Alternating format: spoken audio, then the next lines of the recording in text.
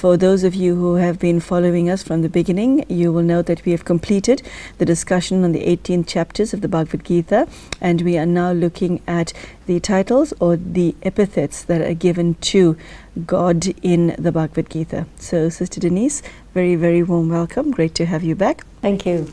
I see during the Bhagavad Gita itself, from chapter to chapter, Krishna slash God has been given many titles, and I'm going to name these titles, and I'd like you to tell us what the significance of them mean, because if one looks at, for example, bristling head one, it doesn't actually hold any meaning in the English language, but you would have to tell us what the meaning is as from a contextual perspective.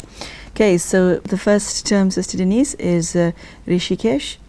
So Rishikesh is also the name of one of the very famous pilgrimage places.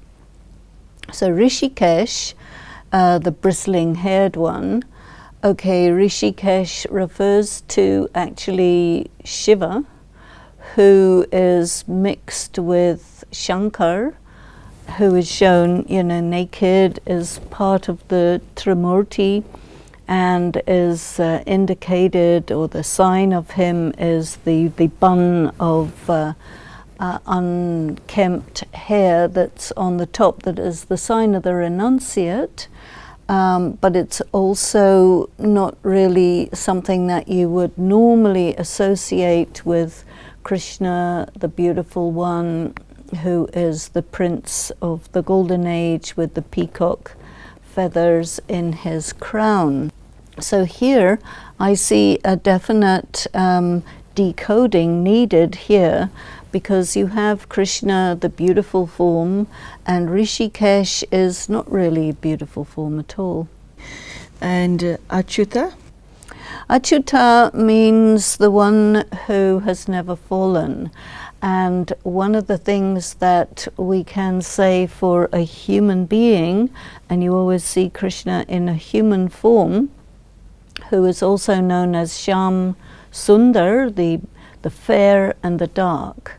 So this is one who passes through all the different births, whereas Achyuta means the one who has never fallen. This is again a reference to the incorporeal Supreme Soul, who is not a human soul and who doesn't come into the cycle of birth and death. The next one is Madhav. So Madhav actually does refer to Krishna. And so here definitely you have, some of the epithets referring to the incorporeal one, some of them referring to the most attractive one, Krishna, the one that we know as Krishnaya. Keshav. Keshav, also the one with the beautiful hair. So this is in stark contrast to Rishikesh, which is ugly hair. And so definitely Keshav refers to the one Krishna, that the beautiful Krishna that we know. Govinda. Govind also refers to Krishna, the prince, but it's interesting. Govind, the one who looks after the cows. So the cows, in India, cows are sacred, and there is a symbolic value there as well. Cows refer to women, the women who were taken care of. And so this, I think, in a way is, this word normally refers to Krishna, but I think it can also refer to him in his last birth as Brahma, where he does look after the women who he makes into the instruments. So Govind, usually you see the picture of Krishna with some very beautiful cows, but if you think of Krishna in terms of his function as a great king, great kings don't normally spend time with cows. That is true, yes. Yeah. Mm-hmm. Okay, Madhusudana. So this is a reference to the destroyer of Mada, which is a demon, and so this would refer to Krishna. It can refer to Krishna as the one who destroys negativity. Again, I would say it's referring in a sense to Arjuna, because you see, you have many areas where God is referring to Arjuna as his son. And so there you've established that relationship of the Supreme Soul and the soul, and also the idea of the soul having passed through all of the births, who then has to achieve victory over the senses, victory over negativity. So it seems to me that this is a reference to that war, that inner war that we were talking about with Arjuna. The next one on my list is Janardhan. So Janardhan means the agitator. And so that could refer to God, who is trying to wake everybody up. It can also refer to Arjuna, who is the great leader of the battle. And in brackets, we have a reference to Vishnu. So Vishnu, you see, Vishnu is very often thought of as God. Shiva is thought of as God, Krishna is thought of as God, and then Arjuna, the man. And you see, in the studies that we do in Brahma Kumari's Raj Yoga, we're looking at the first birth as Krishna and the last birth as Brahma.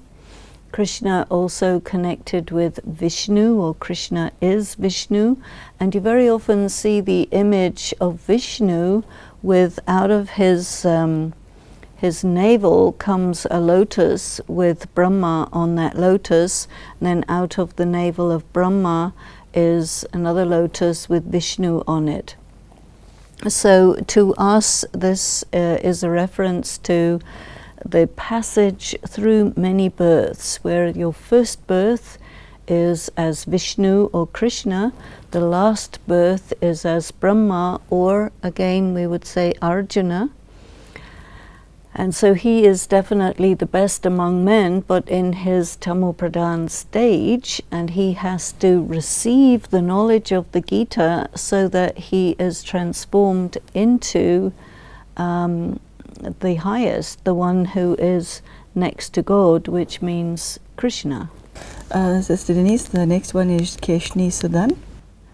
So Keshni Sudan refers to a slayer of a demon, and so this would be the heroic warrior. So this is a reference to Arjuna. Arisudana. Arisudan, the destroyer of the enemy, again is a reference to Arjuna, who's the only one who's fighting, but I think that this is an epithet given to Krishna, but then Krishna is maybe the destroyer of illusion, and so this may be a personification. Otherwise it would be Arjuna who would be expected to be destroying the enemy. Bhagwan. Bhagwan is a word that very specifically refers to God. So any Hindu who uses the word Bhagwan, it is understood that they think that Bhagwan means God. So Bhagwan literally means the creator of fortune, or the giver of fortune. So yes, Bhagwan, God. Vasudev. So Vasudev is, here is written that he is considered as the son of Vasudev. So Vasudev is a reference to Krishna. Prabhu, which the English translation reads Splendid One. Prabhu is also a word that is assigned to mean God, rather like Bhagwan. So Bhagwan, Prabhu. So in the prayers, in the Hindu prayers, when people are calling on God, they say, "Oh Prabhu," in the way that we would say, "Oh God." The next one, Sister Denise, is Mahabaho. Well, here it's probably a reference to God in terms of the Almighty One, the one who has all the powers, because it refers to the one who has all the mighty arms. So I would think that this is a reference to God. But you see, there are times when God is personified, and this is one of the things that happens to Arjuna. He sees God in human form, and then he forgets he's God. And then he sees the universal form, and then he's scared. And then he says, "No, I can't talk to you because you're too awe-inspiring." So then he becomes the friendly form of Krishna again. So you can see how there are complications involved in this, because God operates through an incarnation, and the incarnation hides the person of God. So then during the course of the Gita, he reveals his powerful form, then he has to hide it again, because you can't interact with God in that form, you see. Yadav. This is interesting. Yadav, there are three clans. There's the Kauravas, the Pandavas, and the Yadavas. And Krishna is said to be one of the Yadavas. And the Yadavas, as far as we can understand in our studies with Brahma Kumaris, the Yadavas refer to the Europeans, the scientific community. So Krishna is said to be one of those. And then the Kauravas refer to people who are very hedonistic, and the Pandavas, the little handful of people who are with God. So these are the different groups of people who are arrayed at the time of the Great World War. How then does Krishna side with the Pandavas for the war? Because Arjuna is a Pandav. Arjuna is a Pandav, but so does it not make sense that Krishna would be speaking to the Yadav army and giving them everything? Well, the Yadavas are not on the Kurukshetra. You see, they're there, but in the Gita you have the Kauravas and the Pandavas, the Yadavas somewhere else. And so the only sign of a Yadav is Krishna himself. And so it's confusing, because the Yadavas are a clan in the human world, and then Krishna is supposed to be God, and he can't be both. So it's a confusing description, actually. Oh. And if he is not God and not a scientist, but he is a deity, then he wouldn't be appearing on the battlefield. Sister Denise, the word descendant, when I saw this, I thought, can anyone have God as a descendant? Well, I mean, you can't. No, you can't. Okay. So this would then be, this is the thing, these epithets sometimes clarify things, and sometimes they make it more confusing. Purushottam?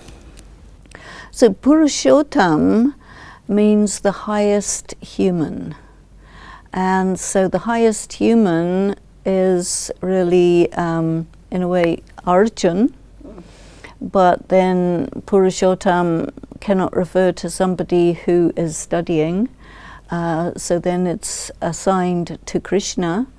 But Krishna is the one, or God is the one, who transforms a person from lowest to Purushottam. So the consequences of the knowledge of the Gita would be that Arjuna becomes Purushottam. And what you have here implied is that, Arjuna, Brahma, becomes Vishnu, Vishnu is Krishna. So you have this implication of the process of reincarnation, where your first birth and your last birth are talking to each other. Yeah. Yeah, that is an interesting way of looking at it. Okay, so Mahatma. Mahatma, a great soul. So Mahatma, great soul, usually that would be referring to Krishna. Yeah. Okay. Vishnu. So Vishnu, definitely Vishnu is considered to be God, and Krishna is a form of Vishnu, but then Vishnu's the four-armed, so that is the male and female forms combined, forms of perfection, and they still have human form, or Vishnu has a human form, so very often thought of as the combined form of Lakshmi and Narayan. So this is the consequences of God's teachings, is to transform the ordinary person into a deity, which is also referred to in the Sikh scripture, the Guru Granth Sahib. Devasa, Lord of the gods. It's rather like Jupiter, Zeus, you know, the Lord, the father of the gods. So this again would be referring to Shiva or Brahaspati, the seed of the tree, the Lord of all the gods. Anantarup. So that is definitely referring to incorporeal God, because Anantarup means the one whose form cannot be defined. So the infinite, and so that is incorporeal God. Prajapati.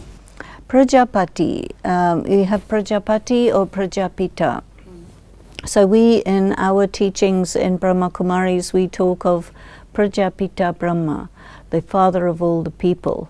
And I think this is actually the same, Lord of all the creatures, Lord of all the people. So this is referring to the first man, Adidev, Adam, Brahma. Yeah. This is Denise. The next one is Aprameya. So this is characterized as, again, the immeasurable, the infinite one. So that would refer to incorporeal God. The next one you're going to help me with because I can pronounce it. Apratima Prabhav. Yeah, Apratima Prabhav. So it means the one whose influence is beyond comparison, the extraordinary one, the glorious one. So this refers certainly to incorporeal God, if he can be perceived with all of his glory, all of his light. Is some idiom? Yeah, some idiom, this again refers to God. You know, it is said in our teachings in Brahma Kumaris that the praise, all praise goes to God. People should not be praised because the only one who really does anything really significant is God. So by comparison, people are lesser than God, and so in that sense don't need to be praised. And Deva means God. Dev, yes. Well, Dev means a God with a little g. Oh, that's interesting. You have, well, you have a Devi, which is a goddess, and a Devta, sometimes called Dev or Devta, God with a little g. Sister Denise, the last one I have for God is Sahasrabaho. So this refers to Brahma, the one with 1,000 arms. And so you see the issue here that we are dealing with is you have incorporeal God who incarnates into a human form. Through that human form teaches, gives the secret knowledge, and then the result of that secret knowledge is the whole world is transformed. And so it becomes then the knowledge of the creator and the creation. So then comes the reference to Brahma. Brahma is called the one with 1,000 arms because Brahma has to have a lot of people who help him. And so this is why we call ourselves Brahma Kumars and Kumaris. So we think that we are adopted children of the one who was given the title Brahma by the incorporeal Shiva, and then we need to apply the knowledge, we need to practice the yoga, and as a result of all this, there is change in the world. So this is how we think. Sister Denise, that brings us to the end of the titles for God / Krishna. There are a number of epithets that are given to Arjuna throughout the Bhagavad Gita, but all of them are fairly self-explanatory, so I don't think it's necessary that we go through that. There are 2 epithets for Arjuna that are of interest to me. The first one is Dhananjay, the conqueror of wealth, also referring to Pandava. And the second one is, at some stage in the Bhagavad Gita, God called Arjuna Anag, meaning the blameless one, which is kind of sweet. Could you tell us what these titles mean to you, and do they have a deeper meaning than just that which is seen and or taken at face value? Well, when you look at the story, the Pandavas had to go into the mountains, they had to be banished, they had to lose everything. They were quite willing to do that. And so it's quite interesting that this is connected with the whole question of being a renunciate. So not only a person who renounces the fruit of action, but also a person who renounces all of the fruits of status and so on. So I think this also talks to us about the quality of the person who is the student of God, you know. And that's very interesting, not only for Arjuna, but also for us. And then the other one, the blameless one, I think is very interesting because he was so concerned to do the right thing.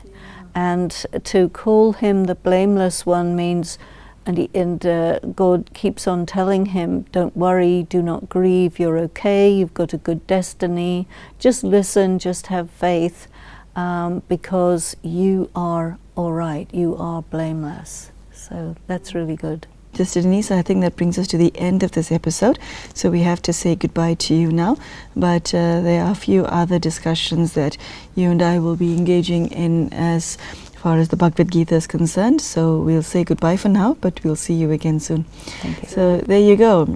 Sister Denise has explained some of the titles that are contained in the Bhagavad Gita as far as the names and titles of God are concerned, as well as Arjuna.